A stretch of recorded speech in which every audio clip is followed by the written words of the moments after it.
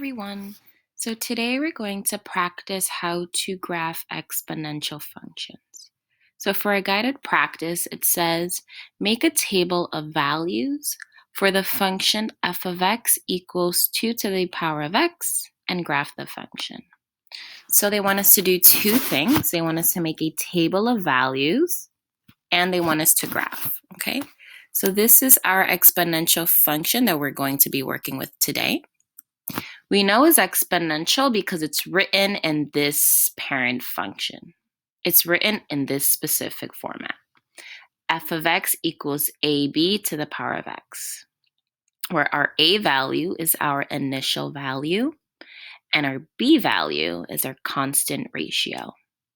If you look at the function that was given to us, we know that our a value is that invisible 1. So I'm going to write 1 over here. Now our b value, that's the number that's being raised to the x power. So our b value in this case is 2. So our common ratio is 2. And you'll see exactly what that means in just a second. Okay, so now that we identified our a and our b value, we're ready to graph. So I'm going to utilize my graphing calculator that I have on my laptop. Oops, ignore that. So what we're going to do is go to the y equals in our calculator. And just like we did when we were graphing linear a few months ago, we're going to treat this the same way. Okay, so I'm going to type in 2. And then to make the x as an exponent, you have to press this caret button over here, this up arrow. And then you can click on x. So notice that the x is nice and small because it's an exponent. Now we're ready to graph. So if we hit the graph button, notice that we have a nice curve. Nice curve. It's increasing because it's going upward, right? So we're not dealing with straight lines anymore. That was linear.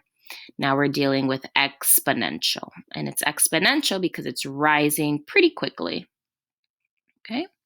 So before we graph here for the guided practice, we need to fill out a table of values. So in order to do that, if you remember, you want to hit second graph for your table of values. Okay?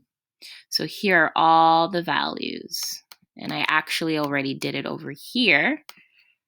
So I remove this box. Here is my table of values. So if you notice, where's my calculator? Right here. So when our x is -3, our y value is 0.125. And it says it right over here.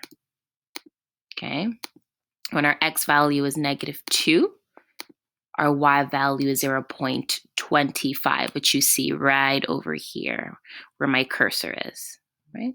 And it keeps on going. And notice that as your x values are increasing, your y values are increasing as well, okay?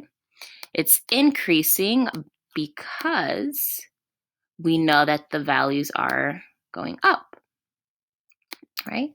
So if you go back to this constant ratio of 2, this pretty much means that our y values are increasing if you multiply by 2, right?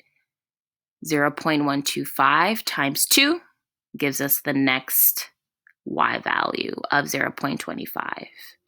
If you multiply 0.25 times 2, you get 0.5. And if you keep that going, the pattern continues. Our y values are being multiplied by 2. Right? 1 times 2 is 2. 2 times 2 is 4.